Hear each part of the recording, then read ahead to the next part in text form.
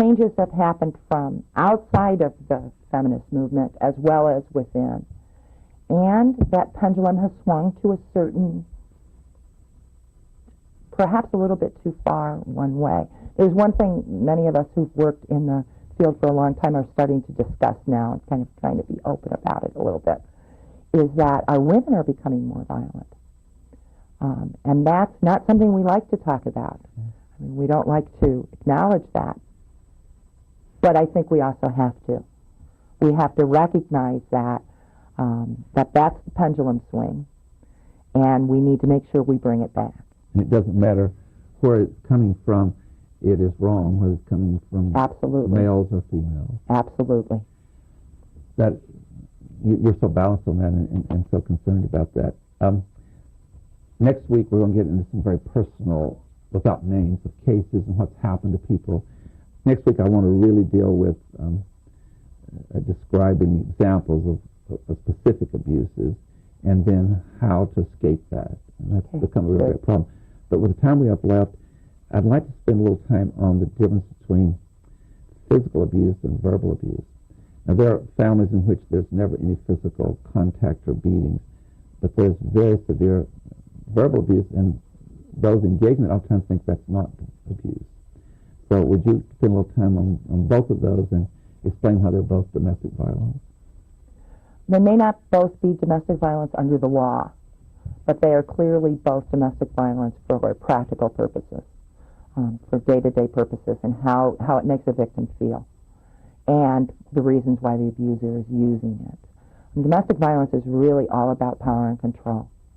And somebody uses violence, whether it's verbal violence or physical violence, to get power and control over someone else, to make them do what they want them to do, or not do what they don't want them to do, or whatever the issue is. And the violence, whether it's verbal or physical, helps to accomplish that goal. Oftentimes, you're right. Many people don't see the verbal as, well, it's just verbal. But the damage can be just as devastating. And in fact, sometimes, I don't want to say more devastating, but sometimes a little bit more. The consequences are very severe. Because, you know, if I get punched in the eye and I have a black eye, at least I can point to my black eye. Yeah. And I can say that's where I was hit. But if I'm constantly belittled and told I'm an idiot and I'm stupid and I'm worthless and no one else wants me, the injury is internal, and it's the injury to my self-esteem. And people can't see it the way you can a black eye. Mm-hmm. Even I can't see it. As a medical field, whoever if you have a physical abuse, you can go to a doctor and they can identify what it is. Same with children, if they are, right. Unfortunately, we've lost children dying from even those physical abuses, but a lot of times that they do survive, that we can see their physical injuries and action is taken. Yeah. I have talked with a number of women in particular. Part of the escape, we'll talk about that again next week, but is going back to college and might want to get out of these situations, and especially women, say, in their 30s or 40s, and I've talked to them on the verbal abuse. And I just want to have you react to this. I'm thinking of a woman I was speaking with in my office, and she was a Native American woman and had been divorced in a very abusive situation. And her comment to me was, I told her she wasn't the one with the problem. And she said, intellectually, I understand that, but emotionally, I do not accept that. And I have mental scars, and I don't feel the worth that I should feel. And so, in conversation, it seems like she's been damaged maybe permanently. She knows what happened to her was wrong, but she just cannot bring herself to the point of saying, I'm a human being that's worth as much as anyone else, that is staying with her. And I think a lot of people, whether they're men or women, need help getting to that point. Yeah. I don't believe that she can't get there, but it may take some help getting her there. It really needs help. Right. We're almost out of time, and I want to give a phone number. That won't help all of our viewers in Canada and other places, but for those in the region here where we are, our Women's Center's number is area code 208-664-9303, and also there's an 800 number. We don't have that here, but there, anywhere you are, there's the National Domestic Violence Hotline. And that that's in many directories and all. They will direct you to, no matter where you are, they're going to give you the phone number, the hotline numbers of the programs that are the closest And to again, you. that's the National Domestic Violence Hotline. Yes, and so we urge people to do that if they need help. Ladies and gentlemen, this has been a very important subject and a very serious one with our guest, Susan Welch, who is a training specialist with the Panhandle Health District here in North Idaho, and we're talking about Beyond the Abuse, Surviving Domestic Violence. We're going to continue this conversation next week, and we'll talk about some specific examples on how to escape this and how to get assistance. Until then, please have a good week. I am Tony Stewart. Recorded on the campus of North Idaho College, Public Forum is the longest-running in-house college production on PBS. Each episode is pre-recorded live and is an educational outreach from North Idaho College. Please join us at this same time next week for another edition of Public Forum on this public television station.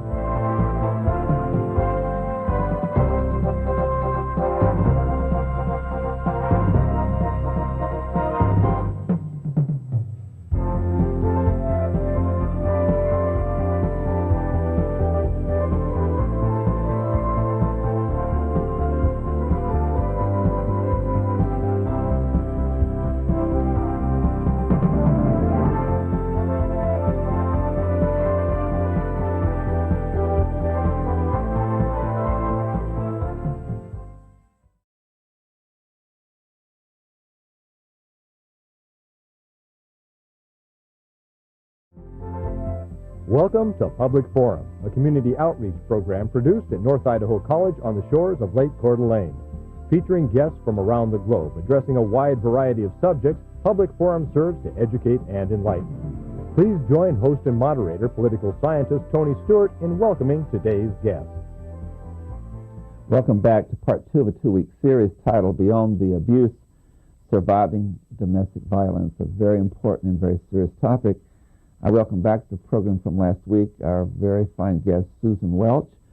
Our guest graduated from the University of Illinois with a baccalaureate in social work, and she was a police officer for 14 years in Urbana, Illinois, and so she has the experience from the police officer's viewpoint of seeing and how this problem is so serious.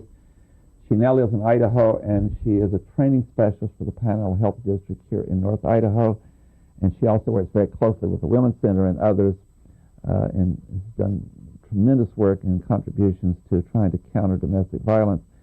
For you viewers who were not with us last week, we spent a lot of time talking about our cultural characteristics and how domestic violence has emerged out of that in many cases, and we talked about some of the symptoms and the problems and identifying them, both physical and, in addition to physical violence, also verbal violence. This week we want to talk more, Sue, and welcome, about dealing with specific examples that a lot of the wonderful families, and there are many wonderful families that do not engage in domestic violence, but we need to give examples of what it's like, and you've certainly got an awful lot of examples. And then after we do that, we want to talk about the question that's asked over and over, since the great majority of domestic violence perpetrators are men. Why do wives stay in that situation, or the children? And so those are some of the things we shall pursue, along with, once out of that environment, what do individuals need to restore their physical and mental and emotional health. So would you give us some examples of, in your presentation, I'm recalling a couple in particular that were so moving.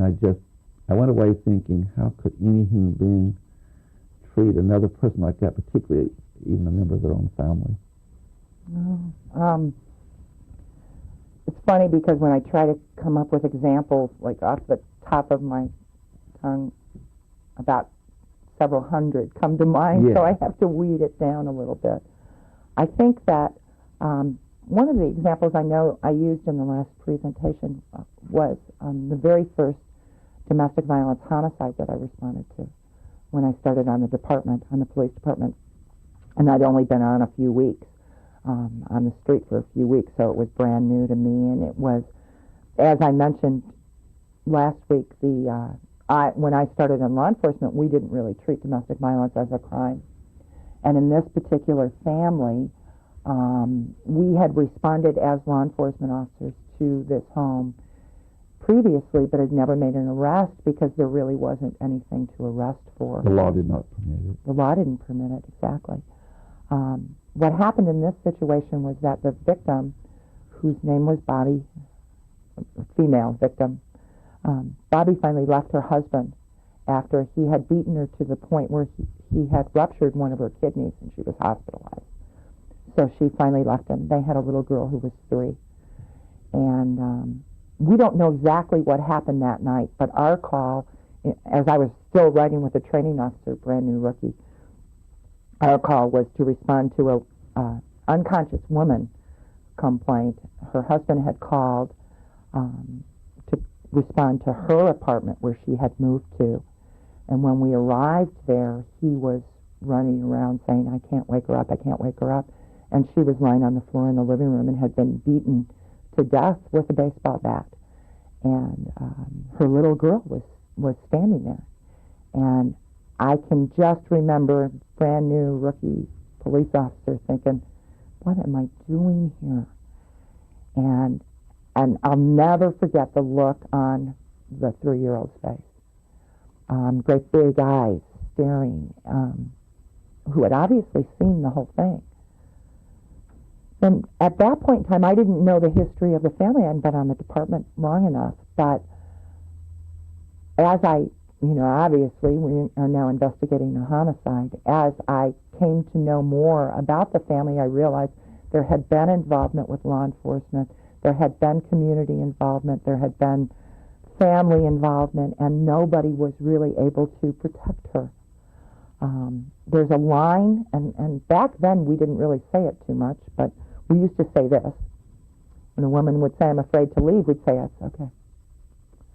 You just need to get away from him. Now, law enforcement recognizes when a woman says, I'm afraid to leave, she's right. She has every reason to be afraid because that is the most dangerous time in a domestic violence relationship, is that point in time when they either attempt to leave or have just left, as was Bobby's case. Most of the time when a woman or a mother is killed, it is at that point when she's trying to leave. I mean, the most dangerous time is There's right a number then. of domestic perpetrators of domestic violence. They just absolutely say, and they're very serious about it, if you leave me, I'll kill you. I'll kill you. If you leave me, you'll regret it. If you leave me, I'll take the kids. You'll never see them again.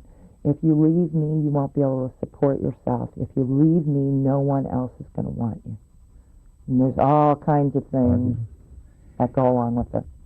Also, in your presentation that I was at, you talked about, this one just really stuck with me, where a woman was in such a terrible condition about just even serving meals. Would you share that one about the domination of her husband? Of not being able to eat until her Right. father was, or until the husband was completely done.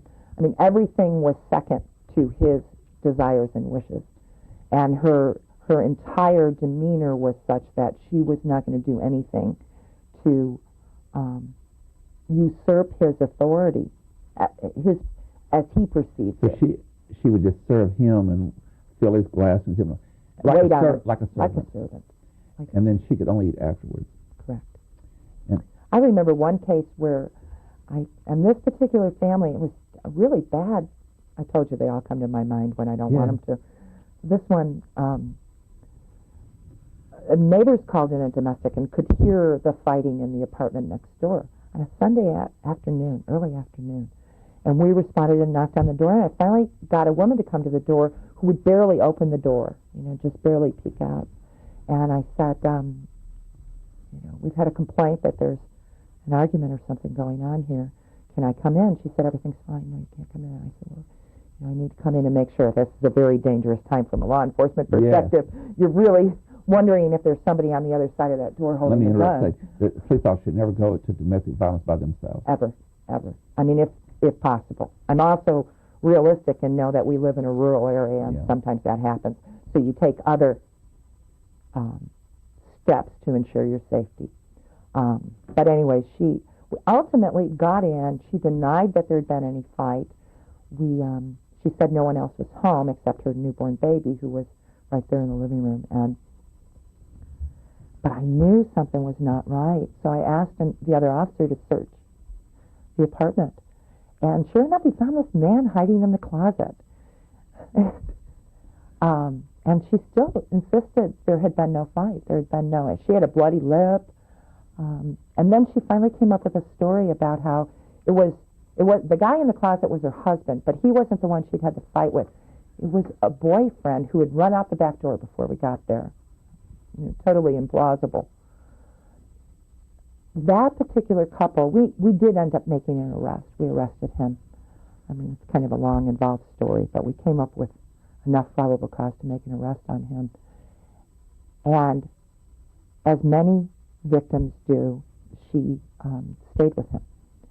And I would see them walking down the street, and he would always be about 4 or 5 steps in front of her, and she would walk behind him and kind of put her head down, and her hair would hang down so you couldn't really see her face.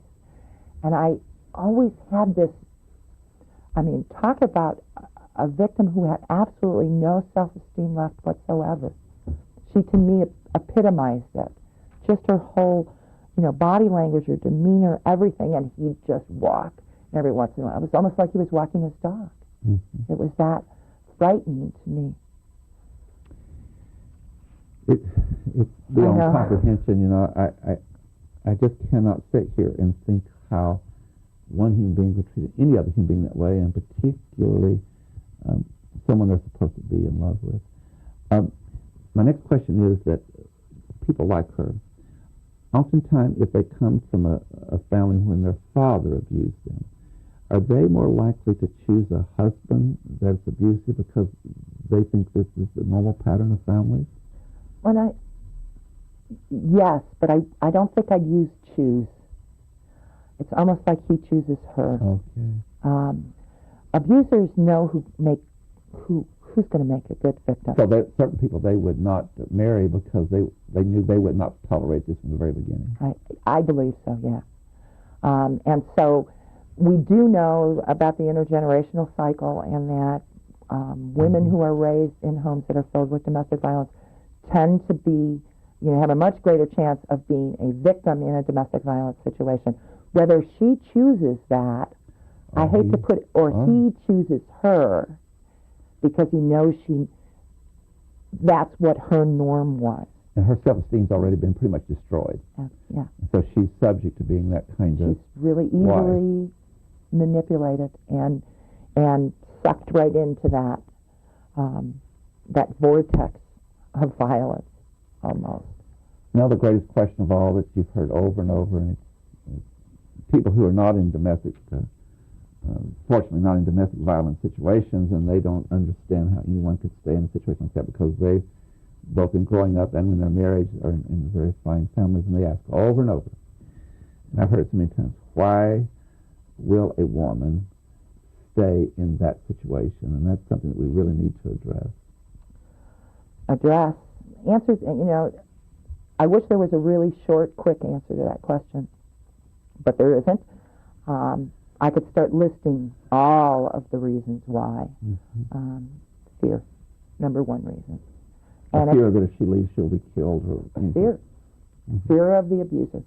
Mm-hmm. That she'll be hurt worse, that her kids will be hurt, that she'll be killed, whatever. Number one reason, fear. And it's a valid reason. Yeah. Because we know statistically the most dangerous time is when they leave. When they say they're afraid to leave, they should be. I mean, they should be afraid. Care should be taken when you make that step. But then we can add all of the other things. Fear of losing their children, fear of not having any way to raise a family. In many of these, the victims don't work. The abuser is the one who supplies all of the income to the family, and they have threatened to cut that off. Mm-hmm. If you walk out on me, you're not getting anything, and neither are the kids. So we've kind of gotten fear covered. Lack of any self-esteem whatsoever. I'm worthless. When you are told you're worthless, enough times that you start to believe it, you take the blame on yourself. So you don't leave because you think it's really my fault. If I was different, he would not do this. Well, and the chances are the abuser has told her that. Yeah. If you were only a better wife, if you only, if you'd stop pushing my buttons, Mm-hmm. this wouldn't happen. I wouldn't act like this. And they start to believe that. Mm-hmm. And so it is my fault. And so there is something wrong with me. It's not him. Hope that he'll get better, especially because he's telling her a lot. I promise I'll never do it again. I got out of control this time. It's not going to happen again. Let's go to counseling. I promise I'll get help. We can go to our pastor, our minister, our priest. We can, whatever you want, honey. I don't want anything to happen. Hope that they're telling the truth and that it will get better. Something not to forget is love. We get into relationships mostly because we love someone. Mm-hmm. And love is a very, very powerful motivator for all of us. I think in my own relationship how difficult it would be for me to leave my husband. I love him. And my son loves him. And so, that's part of it. And so even when they're abused, oftentimes that love does not diminish. It's still there. It's still there. And maybe, that original love.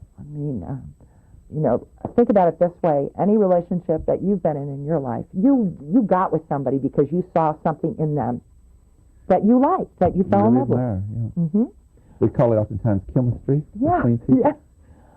And so that may disappear for a while, but you still remember what that was and what that felt like. And if you had a choice, you would have that back. So I assume if you have really